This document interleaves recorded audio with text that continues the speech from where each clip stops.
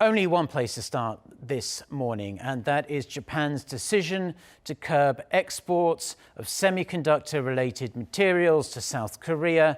These measures take effect from today. This is a move that's sure to escalate already high tensions between the two neighbors over historical issues, refuting reports that accuse Tokyo of breaching WTO regulations and the spirit of fair trade. Japanese Prime Minister Shinzo Abe insisted the restrictions are not an embargo on South Korea. Kim Hyo-sun starts us off.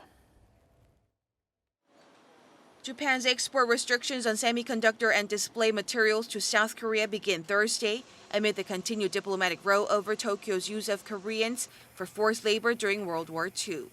Tokyo's trade ministry abruptly announced this week that exports to Seoul of high-tech materials used in semiconductor and smartphone production will have to be approved on a contract-by-contract basis. It added South Korea will be removed from its list of countries such as the U.S. and European nations that have minimum restrictions on trade. Speaking at a political debate in Tokyo on Wednesday, Japanese Prime Minister Shinzo Abe stressed the move is not an embargo. If another country doesn't keep their promise, you can't have preferential treatment like before. And some media don't report this properly. But it's not an embargo. It just means you can't have preferential treatment as you have so far. He added the restrictions should not be linked to historical issues between the two countries, insisting the move does not violate WTO rules. Fielding a question on Japan's new restrictions, Seoul's Foreign Minister Kang Kyung-hwa said Wednesday that her ministry has used various diplomatic channels to demand Tokyo scrap the ban.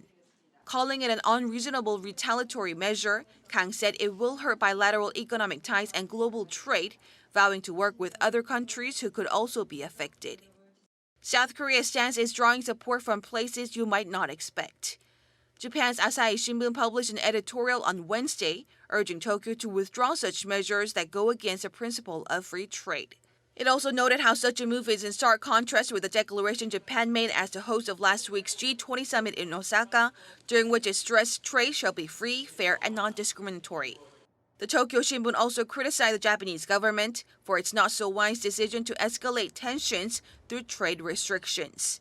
Other media outlets in China, the UK, and the US also pointed out that such a move will only harm Japan, with the Wall Street Journal condemning Tokyo for taking a page from President Trump's playbook. Kim Hyo-sun, Arirang News.